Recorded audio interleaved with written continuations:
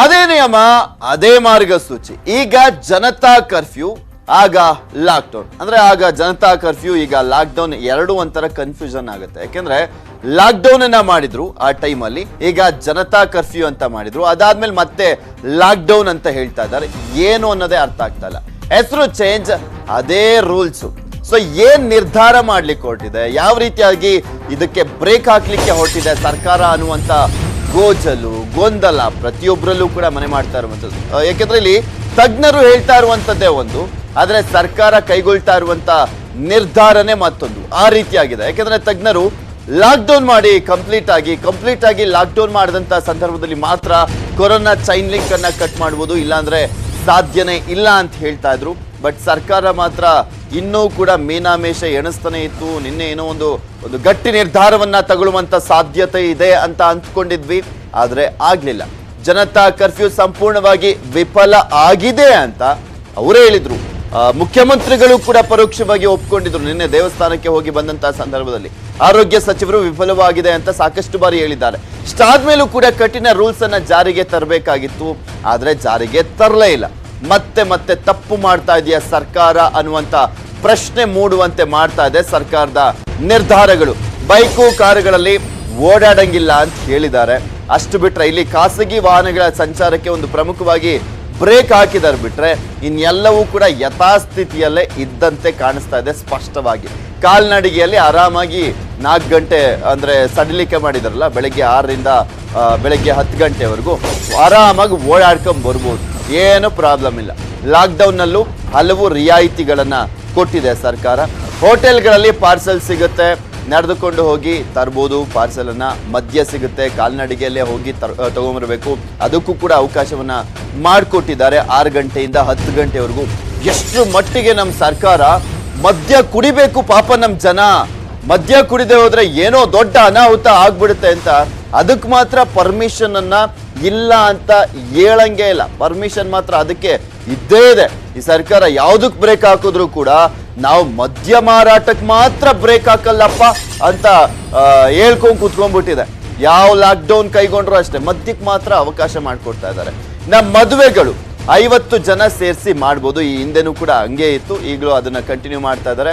ಮದುವೆ ಕಾರ್ಡನ್ನ ತೋರಿಸಿ ಸಂಚಾರವನ್ನ ಮಾಡ್ಬೋದು, ಎಲ್ಲಿಂದ ಎಲ್ಲಿಗೆ ಬೇಕಾದ್ರೂ ಸಂಚಾರ ಮಾಡ್ಬೋದು ಮದುವೆ ಕಾರ್ಡನ್ನ ತೋರಿಸಿ.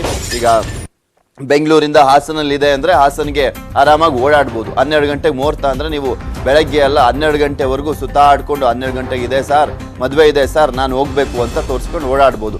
ತಳ್ಳೋ ಗಾಡಿಯಲ್ಲಿ ತರಕಾರಿ ದಿನವಿಡೀ ಸಿಗುತ್ತೆ. ಅಂದ್ರೆ ದಿನವಿಡೀ ಅಂದ್ರೆ ಬೆಳಗ್ಗೆ 6 ಗಂಟೆಯಿಂದ ಸಂಜೆ 6 ಗಂಟೆವರೆಗೂ ಅವಕಾಶವನ್ನ ಮಾಡಿಕೊಡ್ಲಾಗಿದೆ. ಅದೊಂದು ಒಳ್ಳೆ ನಿರ್ಧಾರನೇ. ಯಾಕೆಂದ್ರೆ ತಳ್ಳೋ ಗಾಡಿಯಲ್ಲಿ ಹೋದಂತ ಸಂದರ್ಭದಲ್ಲಿ ಅವ್ರ ಮನೆ ಮುಂದೆನೆ ತಗೊಳ್ತಾರೆ, ಬೇರೆ ಕಡೆ ಹೋಗ್ಲಿಕ್ಕೆ ಇಷ್ಟಪಡೋದಿಲ್ಲ ಜನ, ಮನೆ ಮುಂದೆನೆ ಬರುತ್ತಲ್ಲ ಬಿಡು ಅಂತ ಹೇಳ್ಕೊತಾರೆ.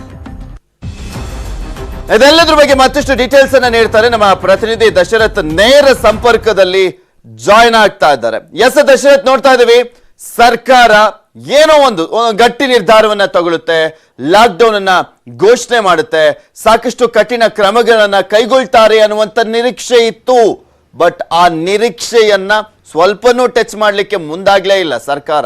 ಏನಿ ಹಿಂದೆ ಇತ್ತು ಜನತಾ ಕರ್ಫ್ಯೂ, ಅದಕ್ಕೆ ಕೆಲವೊಂದು ಮಾರ್ಪಾಡುಗಳನ್ನ ಮಾಡಿ ಪರಿಷ್ಕೃತ ಮಾರ್ಗಸೂಚಿಯನ್ನ ಹೊರಡಿಸಿದ್ದಷ್ಟೇ ಇವರು ಸಾಧನೆ ಆಗಿದ್ದು.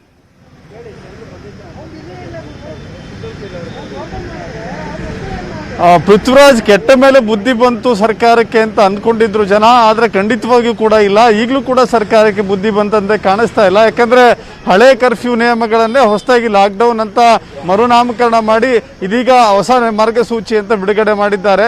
ಹಳೆ ಕರ್ಫ್ಯೂನಲ್ಲಿ ಅಂದರೆ ಇಷ್ಟು ದಿನ ಜಾರಿಯಲ್ಲಿದ್ದಂಥ ಸರ್ಕಾರವೇ ವಿಧಿಸಿದಂಥ ಕರ್ಫ್ಯೂನಲ್ಲಿ ಏನು ನಿಯಮಗಳಿದ್ದೋ ಅದೇ ಯಥಾವತ್ತಾಗಿ ಲಾಕ್ಡೌನ್ನಲ್ಲೂ ಕೂಡ ಮುಂದುವರೆದಿದ್ದಾವೆ. ಏನು ಹೇಳಿಕೊಳ್ಳುವಂಥ ಯಾವುದೇ ಬದಲಾವಣೆಗಳಿಲ್ಲ. ಕಳೆದ ಲಾಕ್ಡೌನ್ಗೆ ಹೋಲಿಸಿದ್ರೆ ಖಂಡಿತವಾಗಿಯೂ ಕೂಡ ಬಹಳ ಸ್ಟ್ರಿಕ್ಟ್ ಆಗಿತ್ತು ಕಳೆದ ಲಾಕ್ಡೌನ್. ಆದರೆ ಈ ಬಾರಿಯ ಲಾಕ್ಡೌನ್ ಹೆಸರಿಗೆ ಮಾತ್ರ ಲಾಕ್ಡೌನ್. ಮುಖ್ಯಮಂತ್ರಿಗಳು ಅದನ್ನು ಲಾಕ್ಡೌನ್ ಅಂತ ಕರೀತಾರೆ, CS ಅದನ್ನು ನಿರ್ಬಂಧ ಅಂತ ಕರೀತಾರೆ. ಅಲ್ಲೂ ಕೂಡ ಕೆಲವಷ್ಟು ಗೊಂದಲಗಳಿದ್ದಾವೆ. ಇಲ್ಲಿ ಸಾಕಷ್ಟು ಲೋಪಗಳನ್ನು ಈ ಲಾಕ್ಡೌನ್ ನಿಯಮಗಳಲ್ಲಿ ನೋಡ್ಬೋದಾಗಿದೆ. ಅಂತರ್ಜಿಲ್ಲಾ ಓಡಾಟ ಮತ್ತು ಅಂತಾರಾಜ್ಯ ಓಡಾಟಕ್ಕೆ ಸಂಪೂರ್ಣ ನಿರ್ಬಂಧವನ್ನು ಹೇರಿದ್ದೇವೆ ಅಂತೇಳಿ ಮಾರ್ಗಸೂಚಿಯಲ್ಲಿ ತಿಳಿಸಿದ್ದಾರೆ. ಆದರೆ ಟ್ರೈನ್ಗಳು ಕೂಡ ಚಾಲನೆಯಲ್ಲಿದ್ದಾವೆ, ಸಂಚಾರ ಮಾಡ್ತಾ ಇದ್ದಾವೆ. ಅಂತಾರಾಜ್ಯ ಮತ್ತು ಅಂತರ್ ಜಿಲ್ಲೆಗಳಿಗೂ ಕೂಡ ಬೆಂಗಳೂರಿನಿಂದ ಬೇರೆ ಬೇರೆ ಜಿಲ್ಲೆಗಳಿಗೆ ಟ್ರೈನ್ ಹೋಗ್ತಾ ಇದೆ. ಜೊತೆಗೆ ಅಂತಾರಾಜ್ಯ ಓಡಾಟಕ್ಕೂ ಕೂಡ ವಿಮಾನಗಳು ಕೂಡ ಹಾರಾಟ ನಿಲ್ಲಿಸಿಲ್ಲ. ಸೊ ಎಲ್ಲ ಒಂದು ಕಡೆ ಇವರು ಅಂತರ್ ಜಿಲ್ಲಾ ಓಡಾಟ ಅಂತಾರಾಜ್ಯ ನಿರ್ಬಂಧ ಯಾವ ರೀತಿ ಮಾಡ್ತಾರೋ ಗೊತ್ತಿಲ್ಲ. ಜೊತೆಗೆ ಟ್ರೈನ್ಗಳಲ್ಲಿ ಹೋಗುವಂಥವ್ರು ಟ್ರೈನ್ ಟಿಕೆಟನ್ನು ಮುಂಗಡವಾಗಿ ಬುಕ್ ಮಾಡಿದರೆ ಅದನ್ನು ತೋರಿಸಿ ಹೋಗಬೇಕು ಅಂತ ಹೇಳ್ತಾರೆ. ಹಾಗೆ ಕೆಲವೊಬ್ಬ ಇದು ಲಾಜಿಕ್ ಇಲ್ಲ ಅಂತ ಕಾಣಿಸುತ್ತೆ. ಯಾಕಂತ ಹೇಳಿದ್ರೆ ಕೆಲವರು ಎಲ್ಲರೂ ಕೂಡ ರಿಸರ್ವ್ ಮಾಡ್ಕೊಂಡು ಹೋಗೋದಿಲ್ಲ, ಅಲ್ಲಿಯೇ ಹೋಗಿ ಕೌಂಟರ್ ಹತ್ರ ಟಿಕೆಟ್ ಪಡೆದು ಹೋಗುವಂತವ್ರು ಸಾಕಷ್ಟು ಇಲ್ಲ ಆ ರೀತಿಯಾಗಿಲ್ಲ. ಯಾಕಂದ್ರೆ ಈಗ ಆನ್ಲೈನ್ ಬುಕ್ಕಿಂಗ್ ಮಾತ್ರ ಇರುವಂತದ್ದು ರೈಲ್ವೆನಲ್ಲಿ. ಆನ್ಲೈನ್ ಬುಕ್ಕಿಂಗ್ ಮಾಡಿದ್ರೆ ಮಾತ್ರ ಸಿಗುತ್ತೆ ಟಿಕೆಟು. ಇಲ್ಲಿ ಮೈನ್ಲಿ ಓಕೆ ಅಂತರ್ ಜಿಲ್ಲಾ ಓಡಾಟಕ್ಕೆ ಬ್ರೇಕ್ ಅಂತ ಹೇಳಿದ್ದಾರೆ. ಇಲ್ಲಿ ಅದೇ ಪ್ರಾಬ್ಲಮ್ ಆಗಿರೋದು. ಅಂತರ್ ಜಿಲ್ಲೆ ಮಾಡಿದ್ದಾರೆ, ಬ್ರೇಕ್ ಹಾಕಿದ್ದಾರೆ, ಓಕೆ. ಬಟ್ ಈ ತಾಲೂಕುಗಳ ಮಧ್ಯನೂ ಕೂಡ ದೊಡ್ಡ ಮಟ್ಟದಲ್ಲೇ ಹರಡ್ತಾ ಇದೆ. ತಾಲೂಕು ಕೇಂದ್ರಗಳಲ್ಲೂ ಕೂಡ ಇರುವಂತದ್ದು. ಆದ್ರೆ ತಾಲೂಕಿನ ನಡುವೆ ಓಡಾಡ್ತಿದ್ರೆ ಕೊರೋನಾ ಹರಡಲ್ವಂತ? ಅದಕ್ಕೂ ಕೂಡ ಬ್ರೇಕ್ ಹಾಕ್ಬೋದಿತ್ತು ತಾನೆ. ಸರ್ಕಾರ ಸಾಕಷ್ಟು ವಿಚಾರಕ್ಕೆ ಸಂಬಂಧಪಟ್ಟಂತೆ ಮದ್ಯ ಕುಡಿಸ್ಲೇಬೇಕು ನಮ್ಮ ರಾಜ್ಯದ ಜನಕ್ಕೆ ಅನ್ಕೊಂಡ್ಬಿಟ್ಟಿದ್ದಾರೆ ಅನ್ಸುತ್ತೆ. ಏನು ಕಂಟ್ರೋಲ್ ಹಾಕಿದ್ರು ಅದಕ್ಕೆ ಮಾತ್ರ ಆಗ್ತಾನೆ ಇಲ್ಲ ಬ್ರೇಕು.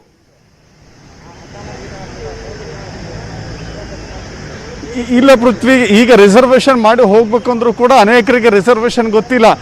ಹಳ್ಳಿಯಿಂದ ಬಂದಿರುವಂಥವ್ರು, ಶ್ರಮಿಕರು, ಕೂಲಿ ಕಾರ್ಮಿಕರು ಯಾರು ಕೂಡ ರಿಸರ್ವೇಶನ್ ಮೊಬೈಲ್ಗಳಲ್ಲಿ ರಿಸರ್ವೇಶನ್ ಮಾಡ್ಕೊಳ್ಳಿಕ್ಕೂ ಸಾಧ್ಯವಿಲ್ಲ.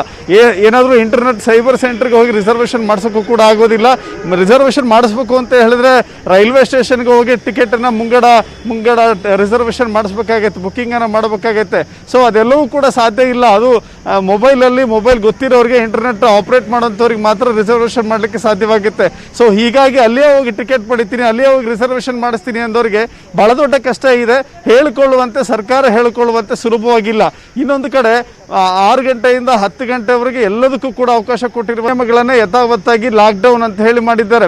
ಇನ್ನು ಲಾಕ್ಡೌನ್ ಅಂತ ಹೇಳಿ ಸ್ಟ್ರಿಕ್ಟ್ ಆಗಿ ಘೋಷಣೆ ಮಾಡಿದ್ರೆ ಸರ್ಕಾರ ಎಲ್ಲೊಂದು ಕಡೆ ಜಾಣತನವನ್ನು ಮೆರೆದಿದೆಯಾ, ಸಾವು ನೋವುಗಳ ವಿಚಾರದಲ್ಲೂ ಬಂದಾಗಲೂ ಕೂಡ ಎಲ್ಲೊಂದು ಕಡೆ ಸರ್ಕಾರ ಸೇಫ್ ಗೇಮ್ ಆಡಿದೆ ಅಂತ ಹೇಳಿ ಅನುಮಾನಗಳು ಮೂಡ್ತವೆ.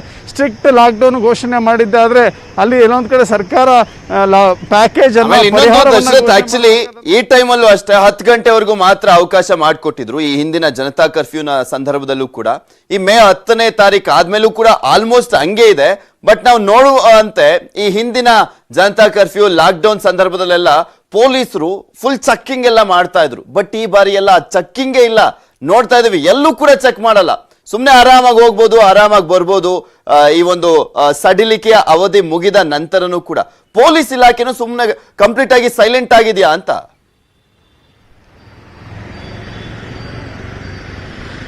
ಖಂಡಿತವಾಗಿಯೂ ಪೃಥ್ವಿರಾಜ್, ನೀವು ಹೇಳ್ತಾ ಇರೋದು ನಿಜ.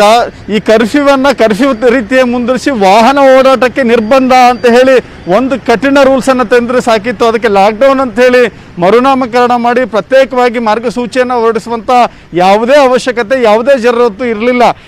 ವಾಹನ ಓಡಾಟಕ್ಕೆ ನಿರ್ಬಂಧ, ನಡೆದುಕೊಂಡು ನೀವು ಎಲ್ಲಿ ಬೇಕಾದ್ರೆ ಹೋಗ್ಬೋದು, ಎಲ್ಲಿ ಬೇಕಾದ್ರೆ ಬರ್ಬೋದು ಅನ್ನೋ ಒಂದು ನಿಯಮವನ್ನು ಜಾರಿಗೆ ತಂದಿದ್ರು ಸಾಕು ಅಂತ ಅನಿಸುತ್ತೆ. ಪೊಲೀಸರ ಮೇಲೆ ಈಗ ಹೆಚ್ಚು ಹೊರೆ ಇರುವಂಥದ್ದು. ಇದೀಗ ಪೊಲೀಸರು ಯಾವ ರೀತಿ ಕಟ್ಟುನಿಟ್ಟಿನಾಗಿ ನಿರ್ವಹಿಸ್ತಾರಾ ಇಲ್ಲೋ ಅಂತ ನೋಡಬೇಕಾದ್ರೆ ಜನತಾ ಕರ್ಫ್ಯೂ ವಿಚಾರದಲ್ಲೂ ಕೂಡ ಇಷ್ಟು ದಿನ ವಿಧಿಸಿದ್ದ ಕರ್ಫ್ಯೂನಲ್ಲಿ ಸಾಕಷ್ಟು ಜನ ಓಡಾಡ್ತಿದ್ರು. ಇದು ಸಾಮಾನ್ಯ ದಿನಗಳಂತ ಅಲ್ಲಲ್ಲಿ ಟ್ರಾಫಿಕ್ ಜಾಮ್ ಆಗಿರೋದನ್ನು ಕೂಡ ನಾವು ನೋಡಿದ್ದೇವೆ. ಸೊ ಈಗಲೂ ಕೂಡ ಅದೇ ರೀತಿ ಮುಂದುವರಿತಾ ಅಥವಾ ಪೊಲೀಸರು ಕಟ್ಟುನಿಟ್ಟಾಗಿ ಕ್ರಮವನ್ನು ಕೈಗೊಳ್ತಾರ, ವಾಹನ ಓಡಾಟ ಮಾತ್ರವಲ್ಲ ಜನಗಳ ಓಡಾಟಕ್ಕೂ ನಿರ್ಬಂಧ ಹೇರ್ತಾರ ಅಂತ ನೋಡಬೇಕಿದೆ. ಸರ್ಕಾರ ಇಷ್ಟೊಂದು ದೊಡ್ಡ ಸಮಸ್ಯೆಯಲ್ಲೂ ಕೂಡ ಸಾವು ನೋವು ಸಂಭವಿಸ್ತಾ ಇದ್ರು ಕೂಡ ಕಠಿಣ ನಿಯಮಗಳನ್ನು ಜಾರಿಗೆ ತರದೆ ಇಷ್ಟೂ ದಿನ ಜನರು ಪಾಲಿಸ್ತಾ ಇಲ್ಲ, ಸಾಮಾಜಿಕ ಅಂತರ ಪಾಲಿಸ್ತಾ ಇಲ್ಲ, ಮಾಸ್ಕ್ ಧರಿಸ್ತಾ ಇಲ್ಲ ಅಂತೇಳಿ ಜನರ ಮೇಲೆ ಗೂಬೆ ಕೂರಿಸುವಂಥ ಪ್ರಯತ್ನವನ್ನು ಮಾಡ್ತಾ ಬಂದಿದ್ದಂಥ ಸರ್ಕಾರ ಇದೀಗ ಹಳೆ ನಿಯಮಗಳನ್ನೇ ಮತ್ತೆ ಜಾರಿಗೆ ತಂದಿದೆ. ಇದರಿಂದ ಎಷ್ಟರ ಮಟ್ಟಿಗೆ ಕೋವಿಡ್ ನಿಯಂತ್ರಣಕ್ಕೆ ಬರುತ್ತೆ, ಎಷ್ಟರ ಮಟ್ಟಿಗೆ ಸೋಂಕು ನಿಯಂತ್ರಣಕ್ಕೆ ಬರುತ್ತೆ ಅಂತೇಳಿ ಖಂಡಿತ ಕೂಡ ಊಹೆ ಮಾಡ್ಲಿಕ್ಕೆ ಸಾಧ್ಯವಿಲ್ಲ. ಆದರೆ ಸರ್ಕಾರ ತಂದಿರುವಂಥ ಈ ಒಂದು ಲಾಕ್ಡೌನ್ ಇದೆಯಲ್ಲ, ಇದು ನೆಪ ಮಾತ್ರಕ್ಕೆ ಆಟಕ್ಕುಂಟು ಲೆಕ್ಕಕ್ಕಿಲ್ಲ ಅನ್ನೋ ಥರ ಮಾತಾಡುವಂತಾಗಿದೆ. Prithviraj, okay, thank you Dasharath ನಿಮ್ಮೆಲ್ಲ ಡೀಟೇಲ್ಸ್ಗಾಗಿ. ಸೋಮವಾರದಿಂದ ಅಂತರ್ ಜಿಲ್ಲೆ ಓಡಾಟ ಇರೋದಿಲ್ಲ. ಮೇ 10ರಿಂದ ಮೇ 24ರ ಬೆಳಗ್ಗೆ 6 ಗಂಟೆವರೆಗೂ ಅಂತ ನಿನ್ನೆ ಮುಖ್ಯಮಂತ್ರಿಗಳು ಹೇಳಿರುವಂತದ್ದು. ಅಂತರ್ ಜಿಲ್ಲೆ ಓಡಾಟ ಇಲ್ಲ ಅಂತ. ಸೊ ಹೀಗಾಗಿ ಬೆಂಗಳೂರನ್ನ ತೊರಿತಾ ಇದ್ದಾರೆ ಸಾರ್ವಜನಿಕರು. ಈಗಲೂ ಕೂಡ KSRTC ಇಲ್ಲ, BMTC ಇಲ್ಲ, ಮೆಟ್ರೋ ಇಲ್ಲ, ಯಾವುದೇ ರೀತಿಯಾದಂತಹ ಸಾರ್ವಜನಿಕ ಸಂಪರ್ಕ ಇಲ್ಲ. ಬಟ್ ಟ್ರೈನ್ ಒಂದಿರೋದ್ರಿಂದ ಟ್ರೈನಲ್ಲಿ ಹೋಗ್ತಾ ಇದ್ದಾರೆ ಆರಾಮಾಗಿ. ನೆಕ್ಸ್ಟು ಕೂಡ ಟ್ರೈನ್ ಇರುತ್ತೆ. ಟ್ರೈನ್ ಟಿಕೆಟ್ ಅನ್ನ ತೋರಿಸ್ಕೊಂಡು ಓಡಾಡ್ಬೋದು. ಸರ್ಕಾರ ಅದಕ್ಕೂ ಕೂಡ ಪರ್ಮಿಷನ್ ಅನ್ನ ಕೊಟ್ಟಿದೆ. ಸರ್ಕಾರ ಇದೆಲ್ಲದಕ್ಕೂ ಕೂಡ ಪರ್ಮಿಷನ್ ಅನ್ನ ಕೊಟ್ಟಿದೆ. ಟಿಕೆಟ್ ಅನ್ನ ತೋರಿಸಿ ಆರಾಮಾಗಿ ನೀವು ಟ್ರೈನಲ್ಲಿ ಓಡಾಡ್ಬೋದು. ಈಗ ಹೆಂಗಿದೆಯೋ ಹಂಗೆ ಇದೆ, ಗಾಬರಿ ಆಗೋದು ಬೇಡ. ಬಟ್ ಊರಿಗೆ ಹೋಗ್ಬೇಡಿ ಅಷ್ಟೇ ಕೇಳ್ಕೊಳ್ಳುವಂಥದ್ದು. ಯಾಕೆ ಊರಿಗೆ ಹೋಗ್ಬಿಟ್ಟು ಇಲ್ಲೇ ಇಷ್ಟು ದೊಡ್ಡ ಪ್ರಮಾಣದಲ್ಲಿ ಬೆಂಗಳೂರಿನಲ್ಲಿ ಪ್ರಕರಣಗಳು ವರದಿ ಆಗ್ತಾ ಇರುವಂತ ಸಂದರ್ಭದಲ್ಲಿ ಹಳ್ಳಿಗೂ ಹೋಗ್ಬಿಟ್ಟು ನೀವು ಕೊರೋನಾವನ್ನ ಹಂಚ್ಲಿಕ್ಕೆ ಹೋಗ್ತಾ ಇದ್ದೀರಾ? ಇದನ್ನ ಅವಾಯ್ಡ್ ಮಾಡಿ ಅಂತ ನಿನ್ನೆ ಮುಖ್ಯಮಂತ್ರಿಗಳು ಕೇಳ್ಕೊಂಡ್ರು. ಹೋಗ್ಬೇಡಿ ಊರಿಗೆ, ಇಲ್ಲೇ ಇರಿ ಅಂತ ಮನವಿ ಮಾಡ್ಕೊಂಡ್ರು. ಆದ್ರೂ ಕೂಡ ಜನ ಇನ್ನೂ 15 ದಿನ ಆರಾಮಾಗಿ ಊರಲ್ಲಿ ಇದ್ಬಿಟ್ಟು ಬರೋಣ ಅಂತ ಲೆಕ್ಕಾಚಾರ ಹಾಕೊಂಡು ಹೋಗ್ತಾ ಇದ್ದಾರೆ. 14 ದಿನ ಒಂದು ಜಿಲ್ಲೆಗಳ ನಡುವೆ ಸಂಪರ್ಕ ಬಂದ್ ಮಾಡಿದ್ದಾರೆ. ಅಂದ್ರೆ ಒಂದು ಜಿಲ್ಲೆಯಿಂದ ಮತ್ತೊಂದು ಜಿಲ್ಲೆಗೆ ಹೋಗ್ಲಿಕ್ಕೆ ಸಂಪರ್ಕ ಬಂದ್ ಮಾಡಿದ್ದಾರೆ. ಆದ್ರೂ ಕೂಡ ತುರ್ತು ಪರಿಸ್ಥಿತಿಯಲ್ಲಿ ಓಡಾಡ್ಬೋದು. ಮದುವೆ ಇದೆ ಅಂದ್ರೆ ತೋರಿಸ್ಬಿಟ್ಟು ಓಡಾಡ್ಬೋದು, ಅಥವಾ ಯಾರಾದ್ರೂ ಸಾವನ್ನಪ್ಪಿದ್ದಾರೆ ಅನ್ನೋದ್ರ ಬಗ್ಗೆ ಪೊಲೀಸರಿಗೆ ಮನವರಿಕೆಯನ್ನ ಮಾಡಿಕೊಟ್ರೆ ಓಡಾಡ್ಬೋದು, ಅಥವಾ ಯಾರಿಗಾದ್ರೂ ಚಿಕಿತ್ಸೆಯನ್ನ ಕೊಡಿಸ್ಬೇಕು ತಮ್ಮ ರಿಲೇಟಿವ್ಸ್ಗೆ ಅಥವಾ ತಂದೆ ತಾಯಿಗೆ ಅಥವಾ ತಮ್ಮ ಮಕ್ಕಳಿಗೆ ಅನ್ನುವಂಥ ಸಂದರ್ಭದಲ್ಲೂ ಕೂಡ ಪೊಲೀಸರಿಗೆ ಮನವರಿಕೆ ಮಾಡಿಬಿಟ್ಟು ತೋರಿಸ್ಬಿಟ್ಟು ಓಡಾಡ್ಬೋದು. ಹಂಗಿದೆ ಪರಿಸ್ಥಿತಿ. ಏನ್ ಈ ಹಿಂದೆ ಇತ್ತು ಅದೇ ರೀತಿಯಾಗೇ ಇದೆ. ಬಟ್ ಇಲ್ಲಿ ಕೆಲವೊಂದು ಚಿಕ್ಕ ಅಂದ್ರೆ ಈಗ ಖಾಸಗಿ ವಾಹನಗಳಿಗೆ ಓಡಾಟಕ್ಕೆ ಕಂಪ್ಲೀಟ್ ಆಗಿ ಬ್ರೇಕ್ ಹಾಕಿದ್ದಾರೆ. ಇದೊಂದೇ ಇವರ ಸಾಧನೆ. ನಿನ್ನೆ ಅನೌನ್ಸ್ ಮಾಡಿದ್ರಲ್ಲಿ ಯಶವಂತಪುರ ಮಾರುಕಟ್ಟೆಯಲ್ಲಿ ಹೇಗಿದೆ ಪರಿಸ್ಥಿತಿ ಅನ್ನೋದ್ರ ಬಗ್ಗೆ ನಮ್ಮ ಪ್ರತಿನಿಧಿ ಮುನಿರಾಜು ಅಲ್ಲಿ ಪ್ರತ್ಯಕ್ಷ ವರದಿಯನ್ನ ಕೊಟ್ಟಿದ್ದಾರೆ. ನೋಡ್ಕೊಂಬ. ರಾಜ್ಯದಲ್ಲಿ ದಿನೇ ದಿನೇ ಸೋಂಕಿತರ ಸಂಖ್ಯೆ ಹೆಚ್ಚಾಗುತ್ತಲೇ ಇದೆ. ಮತ್ತೆ ಬೆಂಗಳೂರು ನಗರದಲ್ಲೂ ಸಹ ಪ್ರತಿದಿನ 25,000ಕ್ಕೂ ಹೆಚ್ಚು ಅಧಿಕ ಸೋಂಕಿತರ ಪ್ರಕರಣಗಳು ವರದಿ ಆಗ್ತಿರುವಂತದ್ದು. ಆದ್ರೂ ಸಹ ಜನ ಇನ್ನೂ ಎಚ್ಚೆತ್ಕೊಳ್ತಾ ಇಲ್ಲ. ಗುಂಪಾಗಿ ಜನ ಸೇರೋದು ಮತ್ತೆ ಮಾರ್ಕೆಟ್ಗಳಲ್ಲಿ ವ್ಯಾಪಾರವನ್ನ ಮಾಡ್ತಿರೋದು ಸಹ ನಾವು ಕಾಣಬಹುದಾಗಿದೆ. ಈಗ ಏನು ಪ್ರತಿನಿತ್ಯ ಕೊರೋನಾ ಪ್ರಕರಣಗಳ ಸಂಖ್ಯೆ ಅಧಿಕವಾಗ್ತಿದ್ರು ಸಹ ಈ ರೀತಿಯಾಗಿ ಗುಂಪಾಗಿ ವ್ಯಾಪಾರಗಳನ್ನ ಮಾಡುವಂಥದ್ದು ಮತ್ತೆ ಮಾಸ್ಕ್ಗಳನ್ನು ಸಹ ಸರಿಯಾಗಿ ಧರಿಸದೆ ಮೂಗನ್ನ ಬಿಟ್ಟು ಮಾಸ್ಕ್ ಧರಿಸಿ ಓಡಾಡುವಂಥದ್ದು ಸಹ ಈಗ ಸಾಕಷ್ಟು ಸಂಖ್ಯೆಯಲ್ಲಿ ಇನ್ನು ಕಂಡು ಬರ್ತಾನೆ ಇದೆ. ಏನು ಕಳೆದ 10 ದಿನಗಳಿಂದ ಒಂದು ಜನತಾ ಕರ್ಫ್ಯೂನ ಬೆಂಗಳೂರು ಮತ್ತೆ ರಾಜ್ಯದಲ್ಲಿ ಜಾರಿ ಮಾಡಿದ್ದಾರೆ. ಆದ್ರೂ ಜನತಾ ಕರ್ಫ್ಯೂ ಇದ್ರೂ ಸಹ ಒಂದು ಅಗತ್ಯ ವಸ್ತುಗಳನ್ನ ಕೊಳ್ಳುವಂತ ಸಮಯದಲ್ಲೇ ಸಾಕಷ್ಟು ಜನ ಹೊರಗಡೆ ಬಂದು ಒಂದು ವ್ಯಾಪಾರವನ್ನ ಮಾಡುವಂಥದ್ದು ಮತ್ತೆ ಏನು ಗುಂಪಾಗಿ ಸಾಮಾಜಿಕ ಅಂತರವನ್ನ ಪಾಲನೆ ಮಾಡದೆ ಒಂದು ಗುಂಪು ಹಿಂಡಾಗಿ ನಿಂತ್ಕೊಂಡು ತಮಗೆ ಬೇಕಾದಂತ ವಸ್ತುಗಳನ್ನ ಖರೀದಿ ಮಾಡುವಂಥದ್ದನ್ನ ನಾವು ನೋಡ್ಬೋದು. ಇದು ಯಶವಂತಪುರ ಒಂದು ತರಕಾರಿ ಮಾರ್ಕೆಟ್ ಅಲ್ಲಿ ನಾವು ಈಗ ಏನ್ ನೋಡ್ತಾ ಇದ್ವಿ. ಈ ಒಂದು ರಸ್ತೆಯಲ್ಲಿ ಎರಡೂ ಬದಿ ಎಲ್ಲಿಂದ ಎಲ್ಲಿಗೆ ನೋಡಿದ್ರು ಸಹ ಜಂಗುಳಿ ಜೋರಾಗಿ ಕಾಣ್ತಾ ಇದೆ. ಏನು ಎರಡೂ ರಸ್ತೆ ಇದೆ ಅಕ್ಕಪಕ್ಕ, ಎರಡೂ ರಸ್ತೆಯಲ್ಲಿ ಸಹ ಸಾಕಷ್ಟು ಅಂಗಡಿಗಳಿದಾವೆ, ತರಕಾರಿ ಅಂಗಡಿಗಳು. ಇಲ್ಲಿ ಜನನು ಸಹ ಅದೇ ರೀತಿಯಾಗಿ ಏನು ಸಾಕಷ್ಟು ನೂರಾರು ಸಂಖ್ಯೆಯಲ್ಲಿ ಕಂಡು ಬರ್ತಾ ಇದ್ದಾರೆ. ಎಲ್ಲ ಕಡೆ ಏನು ಜನಜಾತ್ರೆ ಅಂತ ಕಾಣ್ತಾ ಇರುವಂತದ್ದು. ಕೆಲವರು ಏನು ಮಾಸ್ಕ್ಗಳನ್ನು ಸಹ ಸರಿಯಾಗಿ ಧರಿಸಿದೆ, ಮೂಗನ್ನ ಬಿಟ್ಟು ಮಾಸ್ಕ್ ಧರಿಸಿರೋ ಸಂಖ್ಯೆಯು ಸಹ ಅಧಿಕವಾಗಿ ಕಂಡು ಬರ್ತಾ ಇದೆ. ಇನ್ನು ಕೆಲವು ಅಂಗಡಿಗಳ ಮುಂದೆ ಗುಂಪಾಗಿ ನಿಂತ್ಕೊಂಡು ಒಂದು ತಮಗೆ ಬೇಕಾದಂತಹ ವಸ್ತುಗಳನ್ನ ಖರೀದಿ ಮಾಡ್ತಿದ್ದಾರೆ. ಆದ್ರೆ ಇಷ್ಟು ಜನ ಒಂದೇ ಕಡೆ ಸೇರಿ ರೀತಿ ವ್ಯಾಪಾರ ಮಾಡ್ತಿರೋದ್ರಿಂದ ಎಲ್ಲೊಂದ್ ಕಡೆ ಆತಂಕವೂ ಸಹ ದಿನೇ ದಿನೇ ಹೆಚ್ಚಾಗ್ತಿರೋದು. ಯಾಕಂದ್ರೆ ಬೆಂಗಳೂರಿನಲ್ಲಿ ಪ್ರತಿದಿನ ಈಗ 25,000ಕ್ಕೂ ಅಧಿಕ ಪ್ರಕರಣಗಳು ವರದಿ ಆಗ್ತಿರೋದ್ರಿಂದ ಮತ್ತೆ ಅದೇ ರೀತಿ ಸಾವಿನ ಸಂಖ್ಯೆ ಸಹ ದಿನೇ ದಿನೇ ಹೆಚ್ಚಾಗ್ತಿರೋದ್ರಿಂದ ಎಲ್ಲೋ ಒಂದ್ ಕಡೆ ಆತಂಕ ಮತ್ತಷ್ಟು ಹೆಚ್ಚಾಗ್ತಾ ಇದೆ.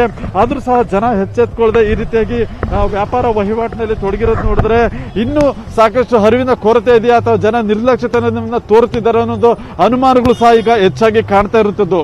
ಕ್ಯಾಮರಾ ಪರ್ಸನ್ ನೂರ್ ಅಹಮದ್ ಜೊತೆ ಮುನಿರಾಜು, ನ್ಯೂಸ್ 18 ಕನ್ನಡ, ಬೆಂಗಳೂರು. ಮತ್ತಷ್ಟು ಅಪ್ಡೇಟ್ಸ್